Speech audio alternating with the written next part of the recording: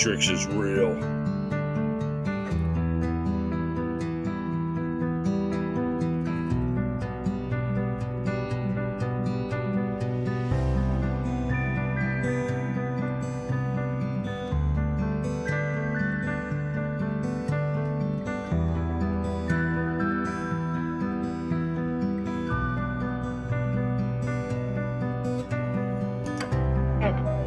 Throughout history, these bony ridges may have been misidentified as protrusions. Reptilians, they're everywhere.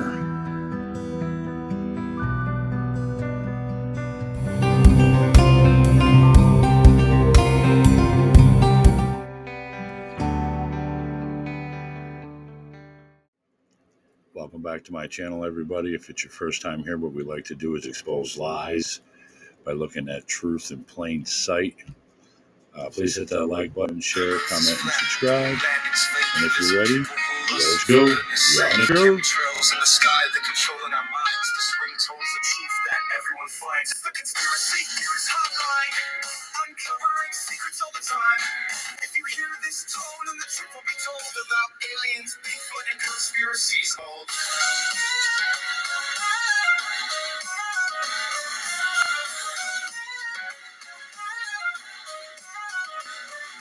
Is flat, the moon landing's fake. Lizard people rule us, for goodness sake. Chemtrails in the sky, they're controlling our minds. This ringtone's the truth that everyone finds. It's a conspiracy theorist hotline, uncovering secrets all the time. If you hear this tone, and the truth will be told about aliens, Bigfoot, and conspiracies. The Anunnaki are beings who had wings, wore horned caps, and possessed the ability to control all of humanity. These beings claim to have created humanity, and they are false gods. The Sumerians revered the Anunnaki as heavenly beings who shaped the destiny of their society. Now, similarly to the video I covered about how the ancient Egyptian gods were also fallen angels, the Anunnaki gods are fallen angels as well. Perhaps even the same entities impacting different cultures around the world. Let's dive deeper and uncover evidence supporting this claim. These fallen angels, which went under the alias Anunnaki, are the very same beings described in the Book of Enoch and are called the Watchers. These were the same beings responsible for mating with human women, creating the Nephilim, but their original task was to watch over humanity. God caused a great flood, and ancient Sumerian texts also have documented a great flood occurring, which connects the dots to the Anunnaki being responsible for creating the Nephilim but not humanity itself. The fallen angels have impacted many cultures, and any culture who believes in multiple gods were most likely visited by fallen angels, which are false gods. Egyptian gods and Sumerian gods are all the same beings, just under different identities. However, they are all fallen angels. So as you can see, today's video is going to be on fallen angels, which otherwise known as the Anunnaki, which most people think are from another planet, but meanwhile we're on a flat Earth with a firmament above our heads. So if anything, they would come from beyond the ice wall, but that's not where they come from. They were watchers in heaven, and they were supposed to watch over us, and they fell in love with the daughters of man, the women, and they came down here and had to have them some, and that's what happened. They created the Nephilim race. They didn't create the human race, so don't get it twisted, and that's what this video is about. The story of the Nephilim, the sons of God, was right before the flood. So it's like these events are not disconnected. This is leading toward the flood. You know, when you grow up in church, you don't really hear anything about the flood except for people were really bad. Okay, what does that mean? Obviously, it's a perspective thing. So what does it mean really bad? Like, why would God destroy the whole earth? There's a reason why God flooded the earth, okay? People don't understand that God didn't just flood the earth because the earth was full of evil, the end. Okay, when you read the book of Enoch and you read the book of Jubilees and Jasher and you read these other ancient texts, you get a more clear understanding of why God flooded the earth. God flooded the earth because there were no more humans left in it. Noah and his family and his sons were the only beings that were pure in generations, the Bible says. That means genetically pure. They were the only ones left that were pure genetically. They were the only humans left on the earth. Everybody had already interbred and mixed in with genetic, angelic, animal, hybrid, DNA, mixed things. Most of the people had been corrupted. They had this sons of God. They had this angel DNA. They were They were giants. And then according to the book of Enoch, they were like cannibalistic. They were horrible. This was what we call the seed of Satan, okay? The seed of the serpent. The Bible talks about the seed of the serpent, and it talks about the seed of man. This is what it's referring to, these animal, human, hybrid, angelic, perverted creatures of God's perfect genetics. A question that often gets asked, if God flooded the earth to destroy the Nephilim, how was there a Nephilim afterwards? Well, I think that this is an interesting question. And there's actually a lot of differing ideas and quite a lot of debate on how this actually happened. Some people believe there was like a second incursion, that the angels came back and did it again. Some people believe, yeah, there was some kind of a science-y thing they did. They did some kind of a witchcraft, something to bring them back. When Noah's sons chose their wives, they may not have been pure in genetics because they weren't the only ones that were pure in genetics, like the Bible had said. They may have had distant Nephilim, angelic DNA bred into them in some way, because the Bible says that the Nephilim were there in those days and after. So somehow the Nephilim, some remnant of them, survived the flood, okay? And that remnant came on the boat with, I believe, Noah's sons' wives. And they were reintroduced into society via genetic Punnett square random chance that a giant was born out of one of their children. And that giant became its own tribe of people and took over the whole promised land. Because I believe there was a second incursion. The angels did it again. If you read in Genesis 6:4, it says, the Nephilim were in those days and also afterwards when the sons of God came into the daughters of men. So before and after the flood, when the sons of God came to the daughters of men. For me, it's hard to believe in the second incursion theory because I believe that God flooded the earth literally to end the first generation of giants. And if there was a second incursion, then that would just bring back the giants again. So I think it had to have come from the genetic gene pool. And also it mentions in the book of Enoch that Michael's talking to Raphael about how the punishment that God put on these first initial angels that slept with the women, it was such a severe punishment, anyone's heart that hears about it would be softened by it.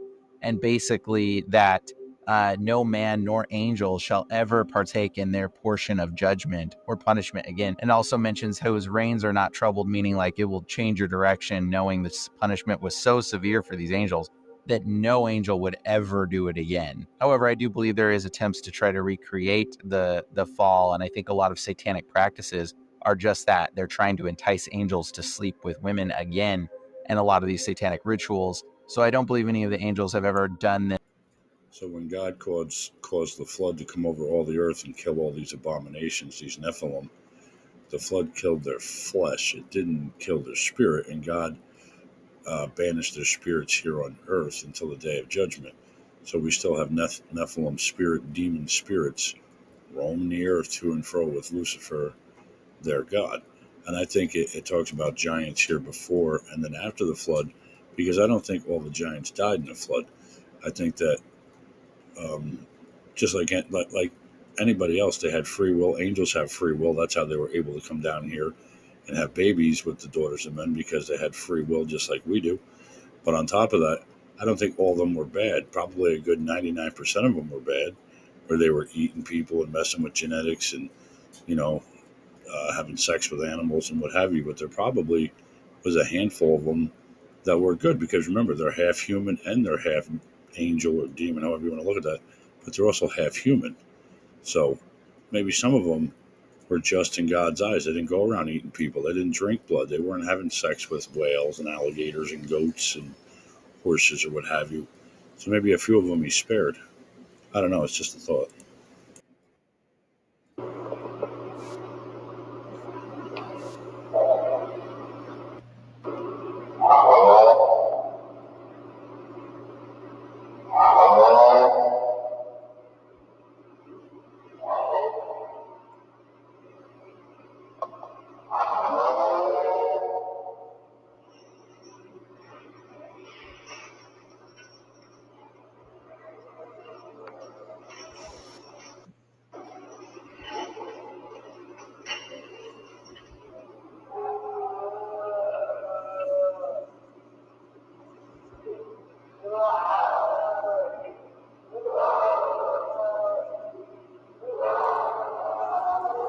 that, I'm running.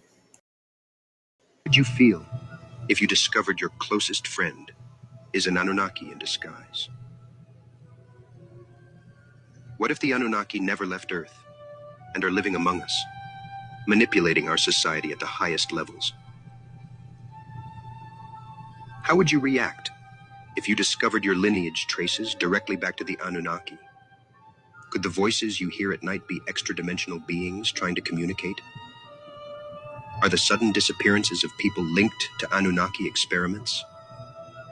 What if a major historical catastrophe was orchestrated by the Anunnaki to reset humanity? What if they implanted false memories in humans to hide our true origins? Could the unexplained phenomena in the Bermuda Triangle be portals used by extra-dimensional beings? What if they have been harvesting human souls for millennia? Are the whispers you hear in the dark actually messages from another dimension? What if our concept of time is an illusion created by these beings to control us? Could ancient monuments around the world be beacons for the return of the Anunnaki? What if our most revered religious figures were actually Anunnaki in disguise? How would you react if you found out your entire life was a simulation created by extra-dimensional beings? What if the Anunnaki are preparing for a mass human abduction? Are your recurring nightmares actually suppressed memories of encounters? What if the cure for all diseases has been withheld by the Anunnaki to maintain control? Could the feeling of being watched be an Anunnaki observer monitoring your every move? What if everything you know about reality, including your memories, beliefs, and even the fabric of time and space itself, is a carefully constructed lie to keep you from discovering the horrifying truth about your origins, your purpose, and their ultimate sinister plan for the future of humanity? I think they're all fallen angels, but a lot of that stuff he was saying, you could replace the word Anunnaki with aliens because people believe that outer space is real and other planets are real, and they don't realize there's a firmament above their head. They don't realize everything we've been taught is a lie as far as our world, civilizations in the past. We're to believe we're the smartest people have ever been. I don't think so. I think past civilizations were much smarter. But everything's a lie and everything's to hide God. The Anunnaki's nothing more than a fancy word for false god or fallen angel. They didn't come from distant galaxies, they fell from heaven. What the world now calls aliens are the same beings ancient texts called gods and the Bible calls fallen angels. Their names change, their symbols evolve, but their mission has never shifted: to deceive, to dominate, to be worshipped.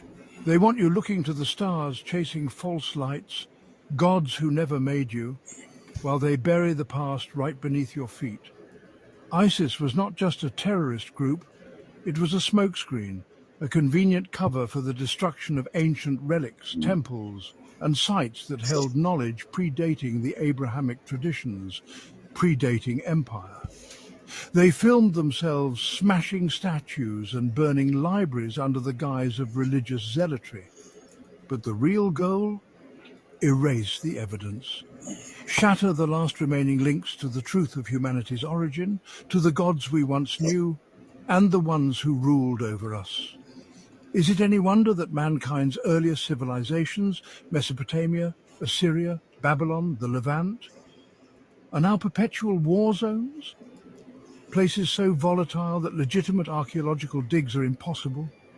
Every bombed-out ruin, every toppled ziggurat is another layer of truth buried in dust. The war isn't just for oil or land. It's for memory. It's for history. The fallen know that if we remember who we were, we might remember who they are. Long ago they descended from the heavens. The Anunnaki in Sumer, the Watchers in Enoch, the sons of God in Genesis chapter 6. They brought forbidden knowledge. They altered human DNA. They taught war, enchantment, and astrology. And they demanded blood in return. When God flooded the earth, it was not just to punish mankind, it was to erase the corrupted kingdoms of these beings. But they never left, they simply changed tactics. Throughout history, they ruled through thrones and temples. They gave kings their crowns. They built religions in their image, and their most enduring stronghold, the Catholic Church, a system cloaked in holiness, yet filled with the architecture and rites of Babylon. The pine cone, symbol of spiritual control, rests in the Vatican courtyard. The papal staff bears it. The mitre worn by every pope mimics the head of Dagon, the Philistine fish god. This is not the church Christ founded. It is a replacement, a spiritual empire designed to mimic Christ and lead millions away from the truth. Right. But in the 20th century, something changed. In 1947, something fell from the sky near Roswell, New Mexico. The official story twisted within days. Weather balloon, flying disc, weather balloon again. Behind the scenes, the truth was locked down, and a secret group was formed, Majestic 12. Majestic 12, or Magic 12, was not just a committee.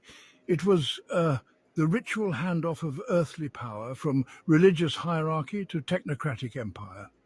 The fallen, who had long ruled through Rome, now injected themselves directly into the heart of the American government.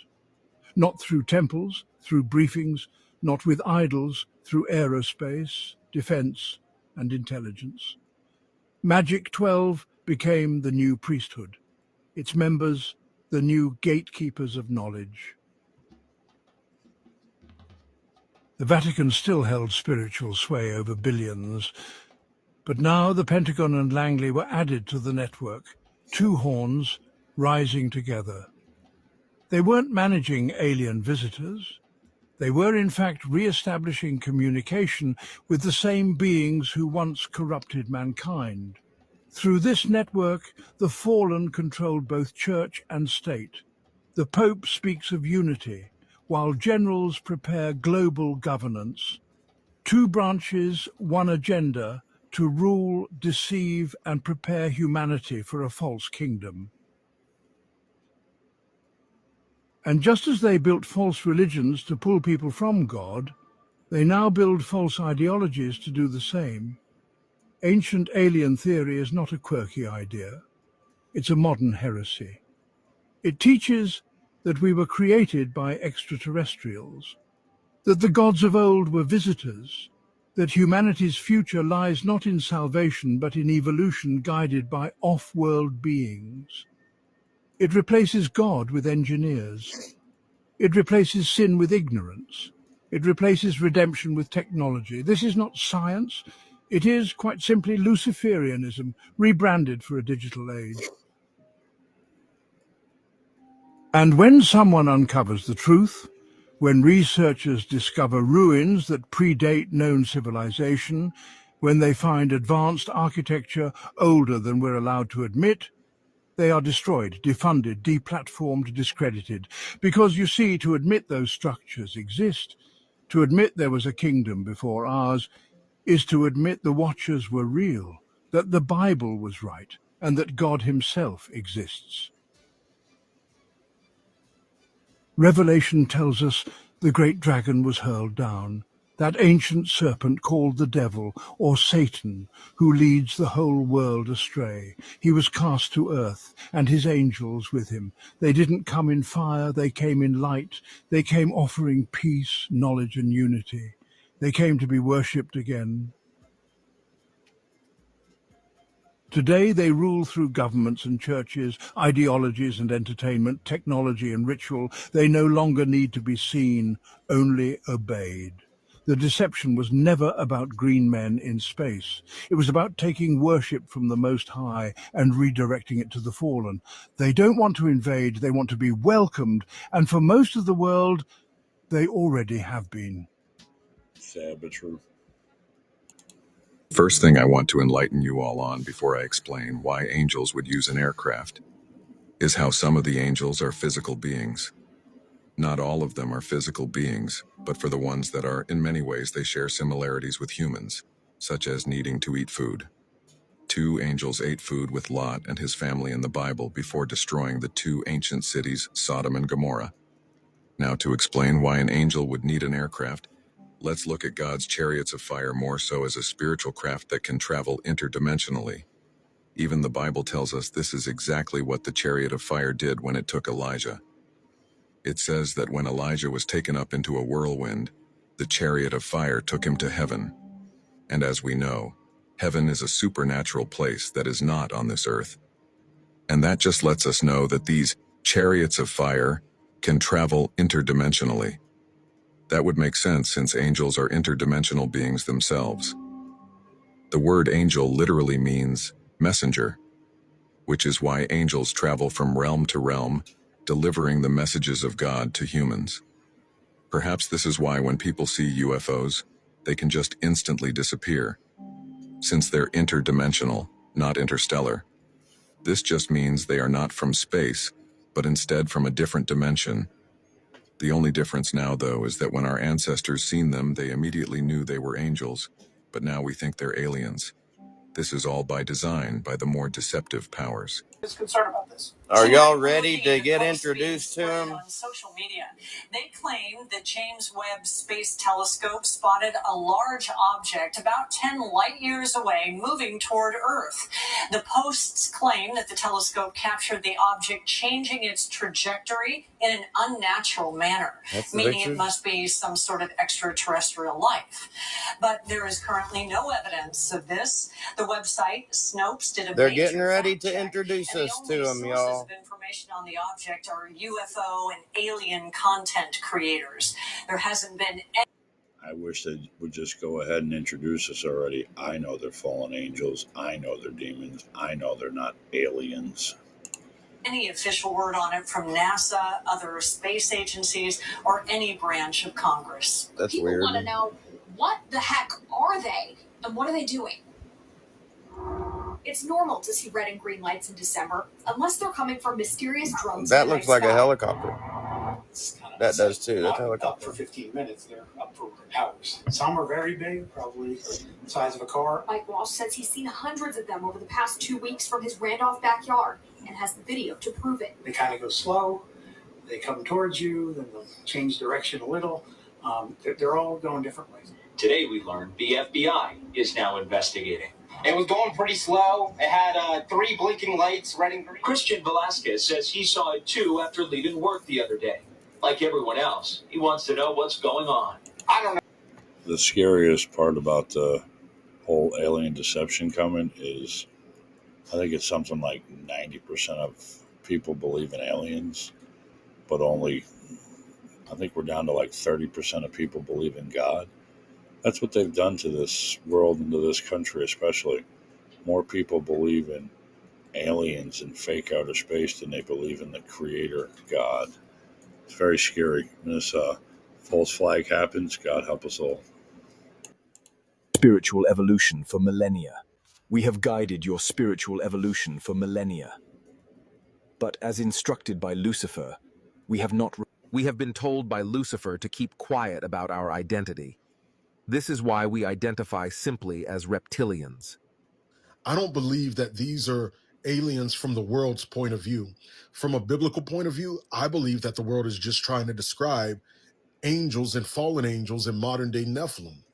Now, mind you, angels of God will always glorify Yeshua, will always point glory to God. Okay, so let's already get that out there. Nevertheless, Satan, he has fallen angels. There's also modern day Nephilim. You have different things like that.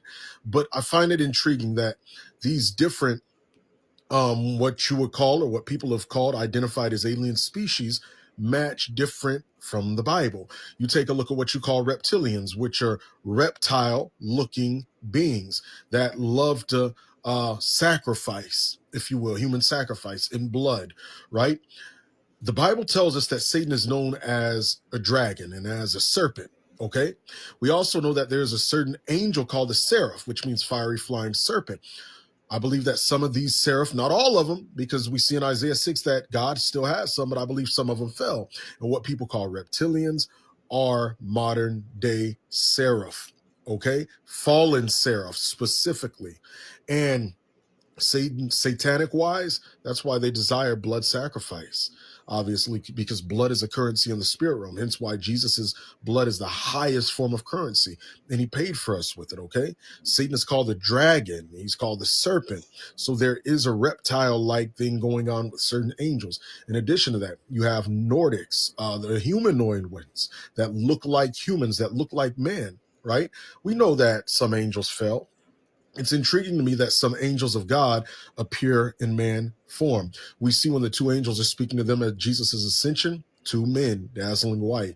We see that in the book of Daniel, looking like man. We see that the cherub has faces of an ox, an eagle, a lion, and a man. All right. So some of these those are angels of God, but some of them fell. Some of these fallen angels have man-like features. All right.